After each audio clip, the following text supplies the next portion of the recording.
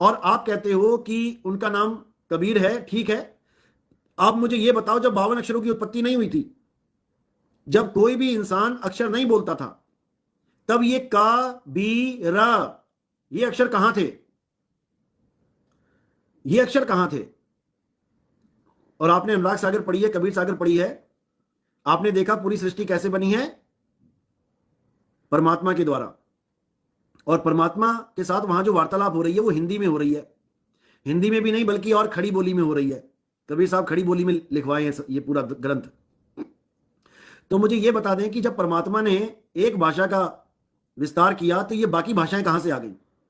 ये German, Chinese, ये Portuguese, ये स्पेनिश, ये सब भाषाएं कहां से आ गई? इनको कौन से परमात्मा ने पैदा कर दिया जो ये जापानी बोलने लग गए? सत्साई जी, जितनी आवश्यकता थी जी, परमात्मा ने दास से पहले बहुत वीडियो बनवा दी इसके ऊपर। अब कोई मतलब नहीं है भगत जी, ये काल की फांस है। ये काल की कोशिश है कि जितने लोगों को तोड़ सकूं, जितने भक्तों को फांस सकूं, अपने जाल में फंसा लूं। बाकी ये परमात्मा ने हमें सब कुछ समझा रखा है। 52 अक्षर क्या है, सार नाम क्या है, सार शब्द क्या है, बाकी तो बकवादे हैं भगत जी। ये अटपट करने वाले तो आपको हर चौराहे पे खड़े हुए मिल जाएंगे, परमात्मा के विरोधी। हमने इनके अटपटों को थोड़ी देखना है। परमात्मा ने हमें सत्य दिखा दिया, सार निकाल के दे दिया। अब हमने भक्ति करनी है, आगे बढ़ना है। जिसको पहाड़ पे चढ़ना है ना, उसका ध्यान ऊपर होता है, नीचे चूहों की तरफ ध्यान नहीं होता उसका। तो ये कुछ नहीं भगत जी, ये काल के एजेंट हैं, काल के दूत हैं, ये हर समय रहे हैं। और ये उआबाई ही बकेंगे, फालतू की बातों को लेके बकेंगे। बाकी भाषाएं कहाँ से आ गई, बाकी भाषाएं कहाँ से आ गई।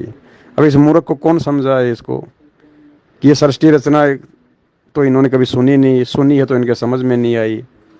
परमात्मा ने भाषाएं नहीं बनाई, भाषाएं तो इस काल ने बना दिया आप और हमारे को बांटने के लिए, कि कल को जब वो परमात्मा इनको सतलोक ले जाने के लिए आएगा तो वो कोई 50 भाषा तो बोलेगा नहीं। जहाँ वो परमात्मा अपने अपनी मल्क लीला के हिसाब से जिस देश में पैदा होगा, जिस राज्य में पैदा होगा, मतलब आएगा, तो वो तो वही भाषा बोलेगा ना, क्योंकि लीला तो एक आम व्यक्ति की करेगा। अब वो जब वहीं की भाषा बोलेगा तो बाकी लोग उसके ज्ञान को ना समझ जाएं, उस परमात्मा के उस तत्व ज्ञान को ना समझ जाएं, उसकी शरण में ना आ जाएं। इसके लिए उसने ये दुनिया भर की भाषाएं बनवा दी अलग अलग देशों में। और अलग अलग देश तो छोड़ो भगत जी, हमारे भारत देश में देख लो ना, कितनी भाषाएं, 18 भाषाओं को तो भारत सरकार की तरफ से मान्यता प्राप्त है, जो आप किसी भी नोट पर देख लेना। और बाकी कितनी भाषाएं, सैकड़ों भाषाएं हमारे खुद के देश में हैं। तो पूरे विश्व में कितनी होंगी, कई हजारों भाषाएं। तो ये काल का भयंकर षड्यंत्र जाल है हम जीवों को फंसाने के लिए, कि हम परमात्मा के संपर्क में ना आ जाएं।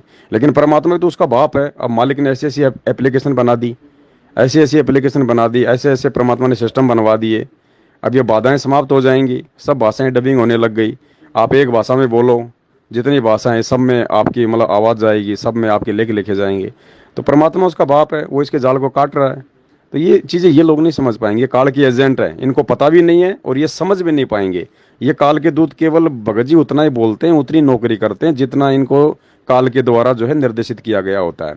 तो ये जो मदनपंथी है, ये नितिन है भगत जी, बकवादी आदमी है। दास ने तो पिछले 4-5 साल से इसकी तरफ ध्यान देना ही छोड़ दिया भगत जी, बकवादी है। मैंने जितने वीडियो बनाने थे इसके ऊपर मैंने बना दिए, और इसको क्या पता, इसको सार नाम का। बकवादी है आदमी है। परमात्मा को आलू टमाटर की तरह बांटने आता है क्या सार नाम यहाँ पे? ये तो मैनेजमेंट है, ये भी इस नितिन का भाई है। सतलोक आश्रम मैनेजमेंट भी इस नितिन काल के दूत का ही दूसरा भाई है भगत जी। अब ये भी आलू टमाटर की तरह जो है सार नाम बेच रहे हैं, मैनेजमेंट वाले सार शब्द बेच रहे हैं। तो संत रामपाल जी कोई बच्चे थोड़े थे क्या? उनको आगे का दिखाई नहीं दे रहा था क्या कि ये क्या ड्रामा करेंगे? तो ओरिजिनल सार नाम तो भगत जी अभी तक किसी को दिया ही नहीं परमात्मा ने। अभी तक कोई सार नाम प्राप्ति की योग्य हुआ ही नहीं है। आप संगत की हालत देख लो पहले, नरेंद्र मोदी की रैलियों में धक्के खाती फिर रही है, वो सार नाम के लायक है क्या? वो तो प्रथम नाम लेने के ही लायक नहीं है। सार नाम तो बहुत दूर की बात है। सार नाम के लिए तो परमात्मा धीरे धीरे सात संगति से अपने बच्चों को योग्य बना रहे हैं, लायक बना रहे हैं। उसके बाद परमात्मा वो 3 अक्षर का नाम देगा, सार नाम। और उसके बाद फिर सार शब्द की बारी आएगी। सार शब्द को देने का नहीं है भगत जी। सार शब्द तो मतलब सार नाम की जो कमाई हम करेंगे और ज्ञान को आधार बनाएंगे, सात संगति से जुड़ जाएंगे, तो जब हम अपने गुरु में जो है हम लोग जब परमात्मा देखने लग जाएंगे तो हमारा गुरु ही तो सार शब्द है। हमारा गुरु ही तो सार शब्द भगत जी। और क्या है सार शब्द बताइए?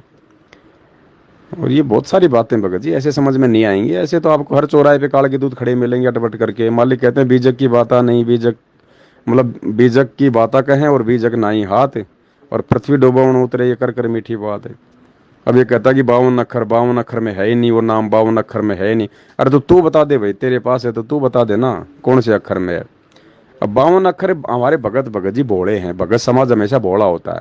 संगत चाहे आप आसाराम की देख लो चाहे राम रहीम की, संगत भगत जी नादान होती है, संगत भोली होती है। अब गुरु जी के सत्संग तो अपने भगत भी नहीं सुनते, इसलिए तो हो रहे हैं भर में थे। अब गुरु जी ने अपने सत्संग में कई बार कह रखा कि बच्चों 52 अक्षर का मतलब क्या होता है, कि वो जो सारनाम है, वो जो शब्द है परमात्मा का, वो इन 52 अक्षरों में नहीं है। इसका मतलब परमात्मा ने बताया कि इस कबीर परमात्मा के आने से पहले इस धरती पर ये सोहम शब्द नहीं था, और परमात्मा ने आने के बाद में सोहम शब्द को जो है शास्त्रों में लिखवाया है। उसके बाद से ये सोहम शब्द का ये प्रचलन हुआ है। उससे पहले कोई भी शास्त्र में आपको सोहम शब्द देखने को नहीं मिलेगा, किसी भी शास्त्र में, किसी भी शास्त्र में आपको सोहम शब्द देखने को नहीं मिलेगा भगत जी। तो इसका मतलब ये है कि उस परमात्मा के आने से पहले ये जो 52 अक्षर थे, क्योंकि 52 अक्षर ये कह गए जो भी है दुनिया जो बोलती है, जापानी लोग जो जापानी भाषा बोलते हैं वो उनके 52 अक्षर हो गए, जो भी हैं जो 12 अक्षर हैं 50 अक्षर हैं। हमारे जो ये आता है जो कह गए ये जो मतलब की 52 अक्षर बोले जाते हैं, ये मतलब इस प्रकार से। तो परमात्मा के आने से पहले इन 52 अक्षरों में ये सोम शब्द नहीं था, ये मालिक ने आने के बाद में दिया है। क्योंकि वेदों में कहा गया है कि वो परमात्मा जब धरती पर प्रकट होता है वो स्वयं ही वो गुप्त मंत्रों का जो है वो आविष्कार करता है, उससे पहले नहीं होता वो मंत्र। तो कहने का मतलब ये है कि मालिक के आने से पहले यहाँ के 52 अक्षरों में वो अक्षर नहीं था, और आने के बाद परमात्मा ने 52 अक्षरों में दे दिया वो अक्षर। अब इनको तो वही वाणियां पकड़ के अपनी मतलब की इनको तो भगत जी अटपट करना होता है। और रही बात सार शब्द की, सार शब्द कोई ना कोई देने का, ना कोई खाने का, ना कोई पीने का, वो तो महसूस करने का वस्तु है भगत जी। और वो महसूस होगा सार नाम की कमाई से, यानी सार नाम की कमाई से और ज्ञान को आधार बनाने से आप अपने गुरु में परमात्मा देखोगे। उनके अलावा जिस दिन आप किसी को भी पूजना छोड़ दोगे, किसी को भी मानना छोड़ दोगे, आप पूरी तरह से आश्रित हो जाओगे, तो मिल गए आपको सार शब्द। अब हम सत्सेवक हैं भगत जी, हमें तो मिल चुका है। जो भाई बहन जो दृढ़ हैं, बिल्कुल अटल हैं कि चाहे शीश कट जाए लेकिन इस परमात्मा के अलावा किसी और को ना पूजेंगे, ना मानेंगे, ना कुछ करेंगे, और सारी मर्यादा निभाएंगे, तो बस मिल गए आपको सार शब्द। और क्या, परमात्मा खाली समर्पित भावी तो देखता है, समर्पण ही तो देखता है परमात्मा। उसके बाद मालिक कहते हैं मैं कर दूं पल में पार हो जा रजा, 1 सेकंड में तुम कर दो पल में पार हो जा रजा थारी। किसने हाथ पकड़ा इस परमात्मा का, 1 सेकंड में उड़ा देगा, काल को भी नहीं पता कौन से रास्ते से ले गया। जिस दिन परमात्मा इतना इस समर्पण भाव देख लेगा तो वो ही सार शब्द है।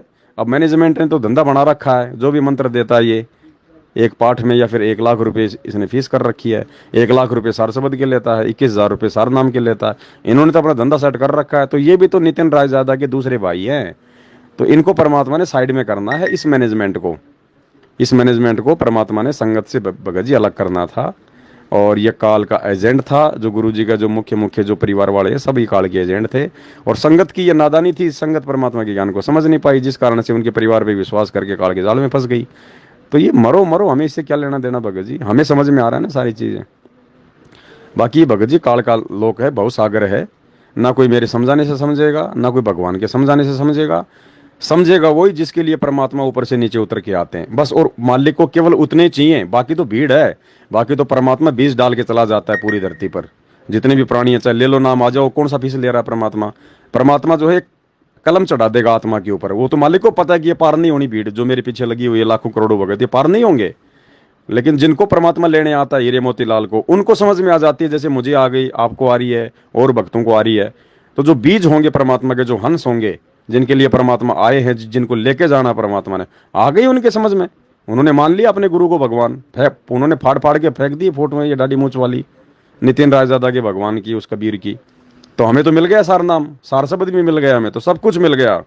अब तो सिर्फ हमें इंतजार है कि परमात्मा आए और हमें जो है वो लेके जाए, बस यही सार शब्द है और कुछ नहीं है भगत जी इसके अलावा। बाकी सब माया जाल है, यहाँ पे सब माया जाल है। सत साहेब।